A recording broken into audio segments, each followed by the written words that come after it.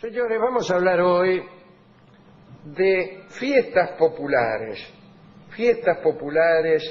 en la historia. A nivel mundial, dice. A nivel mundial, en todas las épocas. Una fiesta popular es el carnaval, la Pascua, todas esas cosas. Podríamos empezar con la Pascua, ¿no? Que comienza naturalmente en Israel. Había algunos días donde se guardaban ciertas formas, se comían las hierbas amargas, se comía de pie con un palo en la mano, como si se tratara de emprender una marcha, ¿no? Un báculo en realidad. Y lo que se comía era el cordero pascual, macho de 1 año y sin ninguna mancha. No estaba permitido romper los huesos ni dejar la carne. Durante estos días no se comía más que pan sin levadura, aquel pan al que daban el nombre de pan ácimo, el pan de esclavitud, amasado en el temor del amo, y del cual, dice la oración, este es el pan de la miseria con el que se alimentaron nuestros padres en Egipto. Con respecto a las celebraciones entre los judíos, hay un dato interesantísimo, ¿no? Que es el que tiene que ver con el arte musical de los hebreos, que había alcanzado un gran desarrollo. La voz humana se acompañaba con instrumentos, aún antes de Abraham, en tiempos místicos.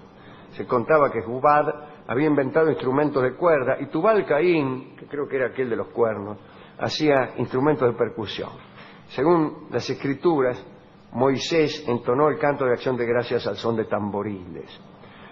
El instrumento musical religioso por excelencia utilizado por los judíos en las fiestas es la trompa o las trompetas de plata. Pero también se utilizan cítaras, arpas, cornamusas, címbalos. No hay música escrita de todo esto, pero, y aquí viene lo raro, es uno de los pocos casos en que sabemos cómo era la música. Por ejemplo, no sabemos cómo era la música griega. No sabemos. Tenían una forma de anotarla. Tenían una forma elemental, me imagino, de anotarla. Se conjetura que era elemental porque está la letra de las canciones y hay unas cosas que suben y bajan.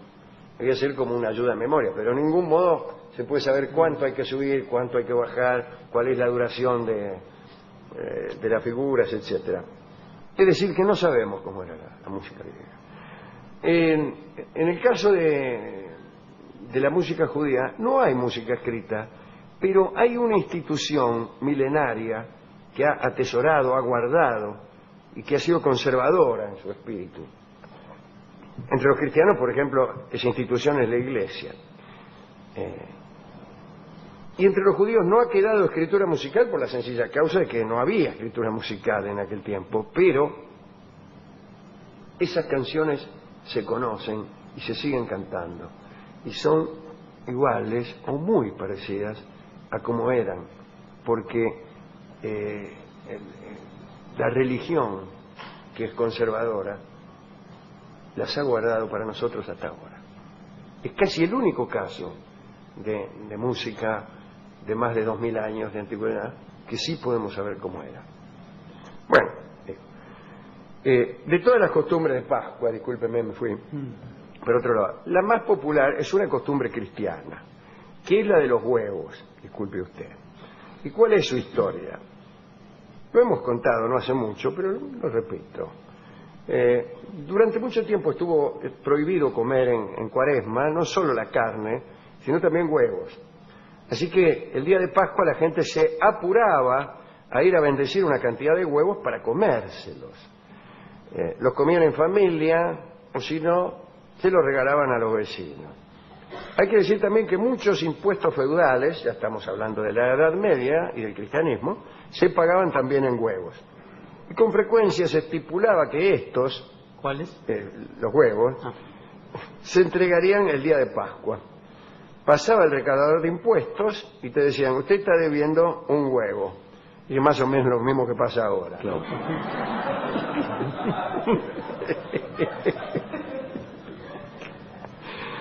Esta particularidad ¿Cuál? Esta. ¿Cómo le gusta? Ayudó a generalizar y desarrollar la costumbre de los huevos de Pascua, ¿no? Para no hablar del carácter simbólico que tiene el huevo respecto al Cristo, su resurrección, en fin. También existió la procesión de los huevos que organizaban los estudiantes de París. Alumnos, aprendices y otros muchachos se reunían en las plazas públicas y se dirigían a la iglesia para cantar y luego se dispersaban, iban de puerta en puerta mangueando huevos. Golpeaban la puerta y decían, ¿me da un huevo?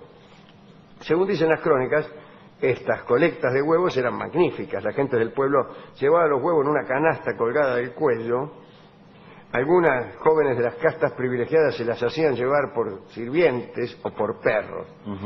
Y ninguna persona se atrevía jamás a negar huevos a quien venía a pedir, porque la mayor parte de ellos estaba destinada a los indigentes, a los leprosos, a los enfermos, en fin. Durante el tiempo de Cuaresma, no solo no se podían comer huevos, sino que no se podían vender. Entonces, los comerciantes los cocinaban para conservarlos. Hasta la época de Luis XIV no se acostumbraba a pintarlos. Pero hubo un comerciante francés que fue el primer industrial que vendió huevos pintados. No eran huevos de chocolate, eran de gallina. Pero este señor, Solidan creo que se llamaba, se le ocurrió pintarlos y esta innovación tuvo un extraordinario éxito. Saint-Simon nos dice en sus memorias que era una costumbre levantar en la cámara de Luis XIV, en la pieza, ¿no?, verdaderas pirámides de huevos pintados que luego el rey Sol regalaba a sus cortesanos. Los huevos a veces eran pintados por pintores célebres, ahí lo tienen a Lancret y a Watteau, que pintaron huevos, llegaron a pintar huevos. Se han conservado en la biblioteca de Versalles dos huevos muy adornados que están dedicados a Madame Victoria de Francia, que era la hija del rey Luis XV, el bien amado, ¿no? Bueno, una de las costumbres rusas en Semana Santa era que cada invitado tuviera en la mano un huevo e hiciera una especie de brindis con la otra. No una especie de brindis chocando y rompiendo su huevo contra el del vecino, no. Sino agarras un huevo y brindás con la otra mano, con una copa de champán, por ejemplo. Yo he visto, me parece. En Hungría existe la siguiente costumbre. Los muchachos acechan desde el amanecer a las chicas de su pueblo para llevarlas junto a la fuente. Y allí, jugueteando, les piden como contribución pascual un huevo y un beso. El huevo te lo dan sin dificultad, pero el beso todas procuran escamotearlo. Me dio un huevo, pero el beso me lo escamoteó, dice el tipo, ¿no? Viste, me dio mucha bronca. Pero finalmente acceden. Antiguamente se procuraba hacer comenzar el año el 1 de abril en Francia. Acá nosotros sabemos que el año ha comenzado en muchas fechas diferentes. 1 de marzo, 1 de enero, 1 de abril. Y en Francia se establecía ese día y también se establecía ese día como el de la resurrección de Cristo. Fue Carlos IX, estoy hablando de 1564, Carlos IX es el mismo rey que propició la noche de San Bartolomé, en donde se mataron a todos los hugonotes. Y Carlos IX dictó una ordenanza por la cual disponía que el año empezara el 1 de enero y no el 1 de abril. Él fue el que cambió eso. Y esto de cambiar la fecha, de este hecho, el cambio de fecha, resultó que en varias regiones el año comenzara en diferentes días, porque algunas regiones aceptaron este cambio dispuesto por Carlos IX rápidamente y otras no, para no hablar de otros líos que sucedieron poco después, ya que 20 años después apareció el Papa Gregorio, que le quitó 10 días al almanaque para ponerlo en orden. Se armaba ya un gran jarabe, ¿no? Pero más jarabes, porque hubo países que tardaron muchísimo en aceptar esta nueva fecha. Entre ellos, la Unión Soviética, que fue de los últimos países en Rusia, sería mejor decir, en aceptar el calendario gregoriano, que fue, a mí me parece que con la revolución, que finalmente se aceptó el calendario Recién gregoriano. ahí, en el Recién ahí, siglo sí. XX. Vladimir Nabokov, en 1914. Un poquito En 1914. Nabokov siempre contaba que él había nacido antes de ese cambio. Claro. Y después se cambió y entonces nunca sabía cuándo festejar su cumpleaños, porque tenía 2 fechas, Claro. no sabía. Bueno, el caso es que hubo muchas regiones que, aferradas a las antiguas costumbres, insistían con comenzar el año en Pascua. Y también hubo problemas con los regalos. Para la gran mayoría del pueblo era medio oneroso incurrir en gasto 2 veces al año, digamos en Navidad y en el 1 de abril. Entonces, con el tiempo, la costumbre derivó en hacer regalos el 1 de enero y sustituir esto el 1 de abril por, en vez de regalo, bromas pesadas en la víspera de ese día, como si fuera un día de inocentes. Yo tengo aquí una estupenda broma de ese día, que tuvo lugar en la corte francesa de Luis XIV, ¿no? El protagonista fue el marqués de Gramont y el conde de Toulouse, que era hijo de Luis XIV y de una de sus amantes, Madame de Montespan. El hecho es que la noche del 31 de marzo, el marqués de Gramont apolillaba y el conde de Toulouse se le metió en la habitación y le cambió todas las pilchas que el tipo tenía preparadas para vestirse al otro día por unas ropas iguales, pero varios talles más chicas. Por eso, para anticipar esta gracia, hablamos al principio del programa de distintos talles. ¿Entiende? El tipo tenía toda ropa large y este le puso small. Al día siguiente se levantó el marqués de Gramont, quiso vestirse y al rato empezó a los gritos. El marqués creía haberse agigantado a causa de un sortilegio. Inmediatamente ordenó que le trajeran un médico, y el médico no era otro que el conde de Toulouse, que se había disfrazado. Y lo revisó, le tomó el pulso y le diagnosticó agigantamiento repentino. Siguió la broma, ¿no? Sí. Y después escribió una receta en la que se leía: eres un verdadero estúpido, te hemos jugado una broma. Mirad debajo de tu cama y encontrarás tu ropa con el tamaño de siempre. Linda broma, ¿eh? Muy bueno. Bueno, también se festejaba el día 1 de mayo, desde luego no tenía nada que ver con el Día del Trabajo, ¿no? Más bien eran unos festejos caprichosos en Francia, ¿no? Fundados en antiguas costumbres de los galos, y eran fiestas muy raras, ¿no? Eran fiestas muy raras, fiestas en que se quebrantaba la ley, etcétera. Pero a mí me parece que esa no es la fiesta del 1 de mayo. Este cronista está completamente equivocado, así que lo abandono ahora. También el día de San Juan se festejaba como se festejaba ahora, ¿no? Como hasta hace poco se festejaba con hogueras, con qué sé yo, quemando cosas, ese tipo. Y la otra fiesta de la cual conviene hablar, desde luego, es la del carnaval, ¿no? En cierta época el atractivo principal del carnaval consistía en una tentativa o un sueño de igualdad, pues durante algunas horas se confundían las categorías y las clases, se hacía burla a los amos y a los jefes, se ridiculizaba la justicia y se faltaba a las leyes. Algo que solamente ocurría en carnaval. Algunos dicen que el carnaval se deriva de las saturnales romanas, de las bacanales griegas. El caso es que aquellas mascaradas francesas de la Edad Media fueron notables, sobre todo por su tendencia satírica, porque ahí incluso había tipos que se disfrazaban del rey, y burlescamente se disfrazaban. Los criados envueltos en oropel parodiaban el lenguaje y los ademanes de sus amos. Bueno, después todo un aburrimiento, ¿no? Los padres de la Iglesia al final condenaron el carnaval, pero en vano, la gente seguía carnavaleando. Incluso el Papa Inocencio III, amigo de este programa, hizo prohibir por decreto el carnaval, pero fue en vano. Según se dice, en los días de carnaval el rey continuaba reinando, pero no gobernaba. Así que se podía hacer de todo sin que te llevaran preso. Entre las figuras que sacaba a escena el carnaval, según algunos quería decir adiós a la carne, ¿no? Porque viene de la Cuaresma, son 42 días antes de la Pascua. Y existía una costumbre que duró mucho tiempo, el buey gordo.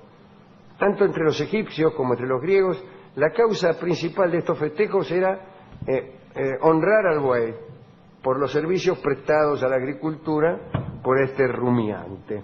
Se lo paseaba por las calles, se lo adornaba, y de ahí proviene la costumbre de pasear muñecos, coches, maniquíes, adornados por las calles de las ciudades. Yo no creo ni un poco en esto. El papel picado proviene de Niza, lo mismo que las flores y las batallas de flores, de tipo se arrojaban flores. Y después la historia del carnaval, bueno, ya se hizo más industrial. El último festejo del que hablaremos un día, ¿no? Una fiesta que había en Roma en honor de Cibeles y también en honor de Atis y de Agristis y de Adonis, que habían protagonizado un drama que algún día contaremos con pelos y señales, ¿no? Al final de este drama, protagonizado por Atis, Agristis y Adonis, Agristis se castró, y en esa fiesta, en la fiesta que los recordaba, había unos sacerdotes que solían castrarse en el momento culminante de la fiesta. O mejor dicho, se tenía por momento culminante de la fiesta aquel en que sobrevenía la castración de alguno, ¿no? Incluso algunos adeptos, contagiados por el fervor de los sacerdotes y deseosos de ofrendar a la divinidad algo más que buenos deseos, también se castraban y dejaban sus ofrendas, por decirlo así, en los altares correspondientes. Era una fiesta bárbara, pero algún día les contaré porque esto era algo espantoso, ¿no? Como quiera que sea, las fiestas populares tienden a declinar en beneficio de los festejos particulares. Todo lo que antes era público va pasando al ámbito privado, salvo algunas cosas. No todo. No todo. Algunas cosas que antes pertenecían al ámbito público pasan al ámbito privado. Algún día también tendremos que hablar de eso, ¿no? ¿Qué es lo que le pasa? ¿Qué es lo primero que le pasa a un tipo que va en cana? Lo primero que pierde, la vida privada. Todos sus actos son públicos. Todos sus actos son públicos. Y en los regímenes más autoritarios y más firmemente controladores, la vida privada de los hombres casi no existe. Casi no existe. Está bueno pensar un rato en eso. Y también hay otra cosa donde se produce lo contrario, es decir, no que los actos públicos, se produce lo mismo que estamos diciendo que ocurre en los regímenes autoritarios, es decir, el paso de la intimidad a lo público. ¿Y qué es en la televisión? ¿Qué es en los programas como Gran Hermano y esas cosas? Entonces, publicar las entrañas es un deseo de algunas personas que tienen casi como una patología exhibicionista, y les encanta ir a la televisión y mostrarse durante todo el día, exhibirse. Es una patología esa, como también es la otra, la que permite esos programas, la de los que gustan del que lo ve. Mirar, el que lo ve, que le gusta entrometerse en la vida ajena, ¿no? De la interacción de esas dos patologías surge un éxito. Bien, esto es todo lo que tenía que decir sobre algunas de las muchas festividades populares que en general van declinando, se van perdiendo o son reemplazadas por eventos industriales como el Carnaval de Río de Janeiro, todas esas cosas así, o son patéticamente resucitadas como zombies en realidad por agencias o autoridades de cultura que dicen, bueno, vamos a revivir tal fiesta, una cosa que no va a nadie, ¿no? Carnavales municipales, digo, esas cosas. Hemos ido al discotecario para que nos diera algún disco a este respecto, y él me dijo que carnavales eran los de antes. Sí, bueno, sí, pero siempre dicen Me eso. contó que él antes se divertía muchísimo y ahora no. Que Bueno, la pero gente antes sabía divertirse y ahora no, y que todo antes era mejor y ahora no. Hablaba de él mismo, me parece. Hablaba de él mismo. Hablaba del mismo, como todo el mundo. Y Pero, finalmente sí, le dio algo, me porque- dio dice, mire, tiene razón, dice, las fiestas privadas están reemplazando a las públicas. Y me dio una milonguita que se llama Garufa en Villa Lugano, Sí. que vamos a escuchar en la versión de Jorge Vidal, que es una milonga muy divertida.